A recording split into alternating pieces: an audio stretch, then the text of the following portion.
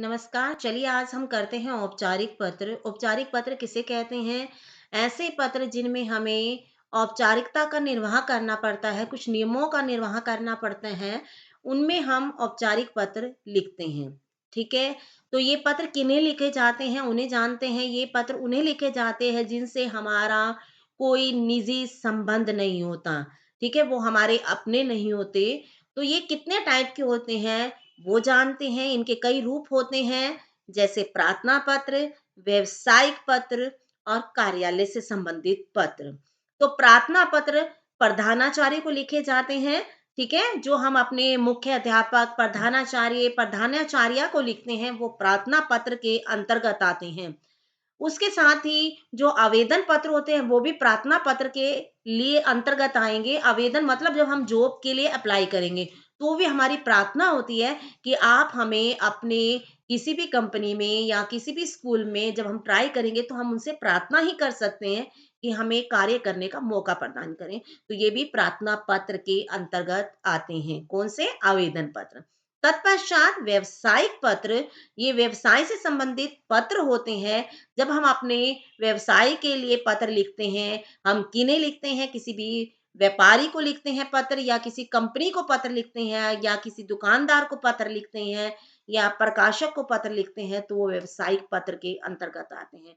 क्योंकि हमारे व्यापार से जुड़े होते हैं, हमने कोई भी वस्तु मंगवानी है या किसी कंपनी से कोई वस्तु मंगवानी है या दुकानदार से कोई चीज़ मंगवानी है, या कोई प्रकाशक है, कोई भी न्यूज़पेपर या कोई किताब छापता है, उससे वो किताबें मंगवानी है, तो वो हमारे व्यवसाय से संबंधित पत्र हैं, तो हम उन्हें व्यावसायिक पत्र कहते हैं। उसके पश्चात आता है कार्यालयीय पत्र। जो कार्यालय से संबंधित पत्र होते हैं, वो कार्यालयीय पत्र कहलाते हैं।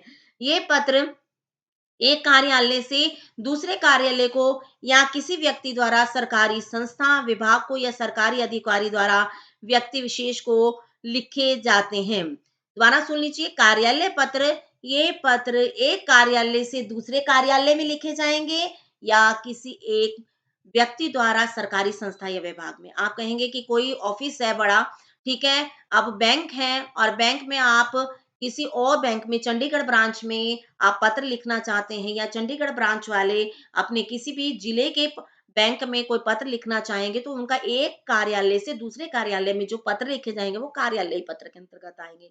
या किसी व्यक्ति द्वारा सरकारी संस्था या विभाग को या सरकारी अधिकारी द्वारा व्यक्ति विशेष को जो पत्र लिखे जाएंगे। ऐसे आप ये क्या सोच रहे हैं कि किसी व्यक्ति द्वारा सरकारी संस्था या विभाग को, मतलब आप ये कह सकते हैं कि मैं सामान्य व्यक्ति हूँ, तो मैंने अपना बैंक में खाता खुलवाया और मैं अब क्या करना चाहती हूँ, उस खाते में मैं अपनी, मेरे को चेक बुक मिली है या कोई भी वस्तु प्राप्त हुई है, मैं उसे कैंसल करना चाहती हूँ, तो मैं एक आम व्यक्ति होकर सरकारी विभाग में वो पत्र लिखूँगी। किसी भी, आप कोई भी कह लीजिए जो सरकारी बैंक है, उसमें पत्र लिखूँगी, तो मैं भी लिख सकती हूँ कार्यालय से संबंधित पत्र। और आगे हमारा आ सकता है कि कोई सरकारी अधिकारी द्वारा जो व्यक्ति विशेष को पत्र लिखा जाएगा, किसी भी व्यक्ति को। अब कोई भी सरकारी अधिकारी, जैसे कि अगर मैंने एग्जांपल लिया, मैंने चेक बुक कैंसल करवानी है, तो मैं यहीं से संबंधित एक और लेती हूँ एग्जांपल, बैंक से संबंधित लेते हैं एग्जांपल, कि आपने कोई भी एफडी करवा रखी है, फिक्स डिपॉजिट करवा रखी है, किसी बैंक में करवा रखी है, तो आप उसका जितने समय के लिए करवा रखी थी, वो कार्यालय पूरा हो चुका है, निश्चित समय पूरा हो चुका है। आप उनसे पूछना चाहेंगे कि आप इसे आगे लॉन्ग टर्म के लिए करवाना चाहते हैं या आप इसे कैंसल करना चाहते हैं, या कोई भी ऐसा कार्य होगा, तो वो सरकारी विभाग द्वारा किसी आम व्यक्ति को जब भेजा जाएगा, तो वो कार्यालय पत्र के अंतर्गत आता है। क्लियर? तो 3 बताए हैं तरह के पत्र: प्रार्थना पत्र, व्यावसायिक पत्र, कार्यालय पत्र। क्लियर? आगे हम बढ़ते हैं, जिसके अंतर्गत औपचारिक पत्र के अंक के अंतर्गत। अंक कितने होते हैं इसके? सबसे पहला होता है शीर्ष भाग। शीर्ष भाग के अंतर्गत ऊपरी भाग में बाईं ओर प्रेषक अपना पता लिखता है। सबसे पहले क्या करेंगे, क्या होगा? सबसे पहले इसके अंतर्गत, शीर्ष के अंतर्गत, जो मेन व्यक्ति होगा, जो लिखने वाला होगा, वो अपना पता लिखेगा। उसे जो लिखता है पत्र, उसे हम प्रेषक कहते हैं। वो सबसे पहले ऊपर अपना पता लिखता है। क्या लिखता है? सबसे पहले ऊपर अपना पता लिखता है। और किस साइड पर लिखता है? बाईं ओर अपना पता लिखता है। बाईं ओर वो अपना पता लिखेगा। सबसे पहले लिखने वाला बाईं ओर अपना पता लिखेगा।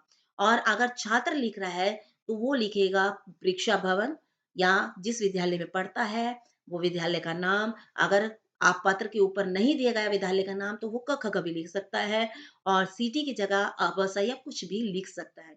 तो सबसे पहले जो प्रेषक है, जो भेजने वाला है, वो क्या करेगा? सबसे ऊपर अपना पता लिखेगा। क्लियर हो गया होगा आपको कि सबसे पहले क्या लिखेगा? वो अपना पता लिखेगा। तत्पश्चात हमारा आता है, सेकंड नंबर पे हमारा आता है पत्र प्राप्तकर्ता का संक्षिप्त पता।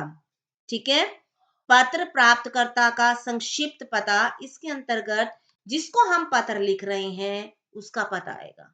शीर्ष में प्रेषक का पता, जो लिख रहा है पत्र उसका पता, तत्पश्चात जिसको हम भेज रहे हैं उसका पता आएगा। ये 3 पंक्तियों में लिखा जाता है। सबसे पहले जिसे लिख रहे हैं उसका ओहदा, यानी उसका पद, ठीक है? और जिस संस्था में वो कार्य करता है उस संस्था का नाम, और वो संस्था कहाँ स्थापित है उसका, वो जिला या राज्य, ठीक है, उसका नाम आएगा। 3 पंक्तियों में लिखा जाता है। जैसे कि अगर मैं लिख रही हूँ, अगर मैं किसी भी न्यूज़पेपर के एडिटर, यानी कि किसी भी अखबार जिसे हम कहा जाता है उसके संपादक को पत्र लिख रही हूँ, तो सबसे पहले उसका पद क्या है, वो संपादक है उसका, वो लिखा मैंने संपादक महोदय। तत्पश्चात कौन से पत्र के संपादक को लिख रही हूँ, वो पत्र, न्यूज़पेपर, अखबार का नाम, जैसे कि नवभारत टाइम्स को लिख रही हूँ। नवभारत टाइम्स कहाँ से छपता है? वो दिल्ली से, नई दिल्ली से, तो मैं वो उस जिला या राज्य या किसी का नाम लिखूंगी। क्लियर हो गया? तत्पश्चात ये मैंने न्यूज़पेपर के लिए बताया, ये अखबार के लिए बताया है। सबसे पहले पद, फिर उस न्यूज़पेपर अखबार का नाम, वो कहाँ से छप रहा है, उस जिले या राज्य का नाम। आगे हम बढ़ते हैं प्रार्थना पत्र। प्रार्थना पत्र के अंतर्गत जब हम किसी को प्रार्थना करते हैं, ये प्रार्थना पत्र लिखे जा सकते हैं फीस माफी के लिए, अवकाश के लिए, जुर्माना माफी के लिए जो पत्र लिखे जाएंगे वो प्रार्थना पत्र के अंतर्गत होगा। प्रार्थना पत्र के अंतर्गत सबसे पहले हम जिसे लिख रहे हैं, हम प्रधानाचार्य को लिख रहे हैं, प्रधानाचार्य को लिख रहे हैं, मुख्य अध्यापक को लिख रहे हैं, मुख्य अध्यापिका को लिख रहे हैं, सबसे पहले उसका पद आएगा। तत्पश्चात स्कूल का नाम, वो स्कूल कहाँ पर स्थापित है, उस जगह का नाम। आगे हम लिखते हैं शिकायती पत्र। हम जब कोई शिकायत करते हैं, मान लीजिए कि मैंने लिखा कि मैं बस में गई और बस में जाने के पश्चात क्या हुआ कि जो कंडक्टर या ड्राइवर है उसने मुझे रास्ते में बीच में ही छोड़ दिया। अब मैं शिकायत कर रही हूँ, मैं शिकायत करती हूँ, मान लीजिए कि दिल्ली है, जैसे दिल्ली में अनेक बस डिपो स्थापित हैं, उन बस डिपो में से मायापुरी बस डिपो वाले ने मेरे साथ ऐसा किया है तो मैं वहां पर शिकायत करना चाहती हूँ, तो मैं किसको करूंगी, वहां का प्रबंध करने वाले प्रबंधक महोदय को, क्योंकि प्रबंधक ही बताते हैं कि ये बस कहाँ से कहाँ जाएगी और किस रूट पर इसका जाना होगा और ये कहाँ स्टॉपेज होगा।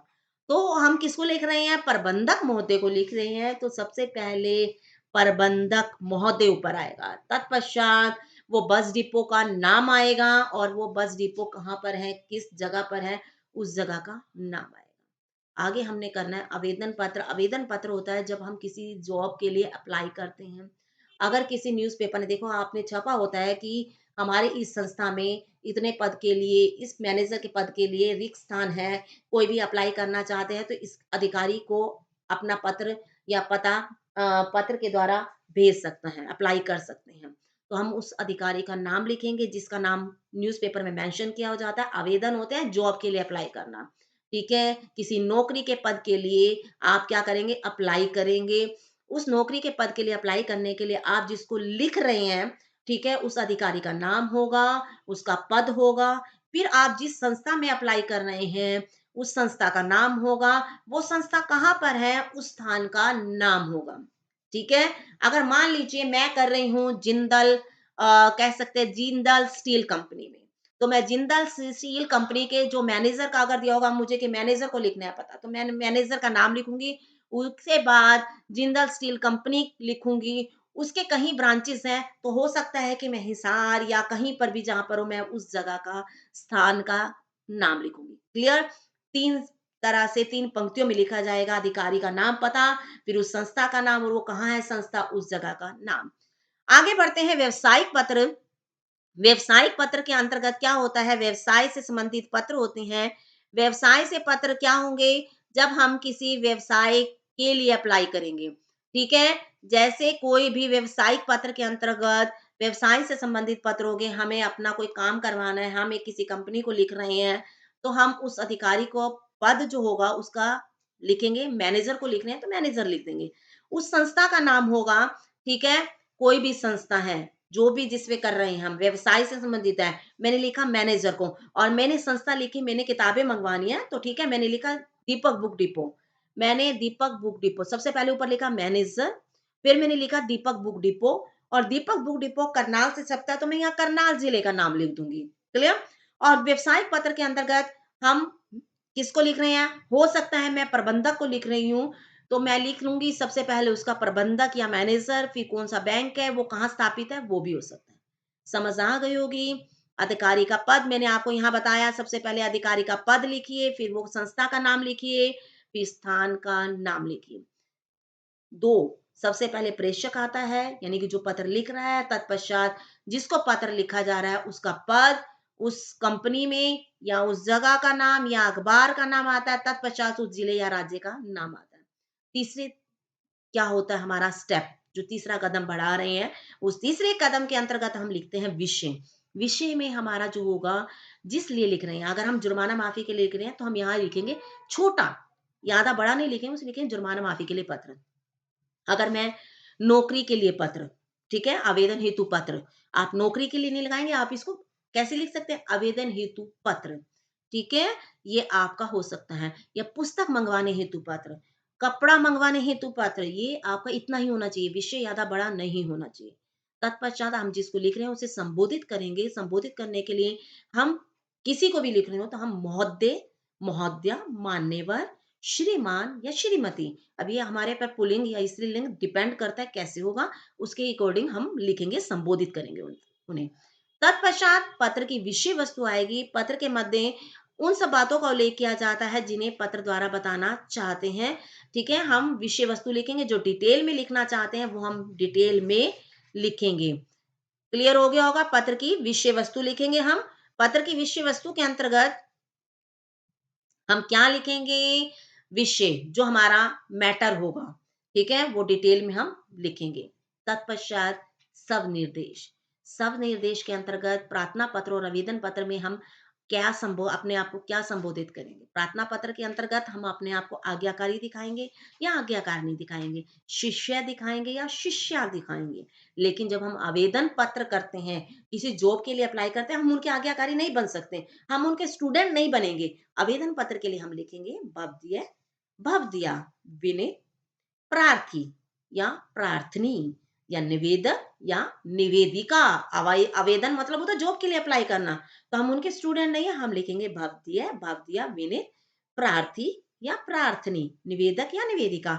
शिकायती पत्र, तत्पश्चात आते हैं शिकायती पत्र, शिकायत करनी है आपने, ठीक है, तो उसमें हम लिख सकते हैं भवदीय, भवदीया, प्रार्थी, प्रार्थनी, विनित, निवेदक, निवेदिका आदि। व्यवसाय से संबंधित पत्र के अंतर्गत हम आपको क्या संबोधित कर, भवदीय, भवदीया, प्रार्थी, प्रार्थनी, निवेदक, निवेदिका, ठीक है, ये हम अपने आप को लास्ट में लिखेंगे। तत्पश्चात हमारे हस्ताक्षर होंगे, यानी जो पत्र लिख रहा है, जो प्रेषक है, वो अपना हस्ताक्षर करेगा। क्लियर?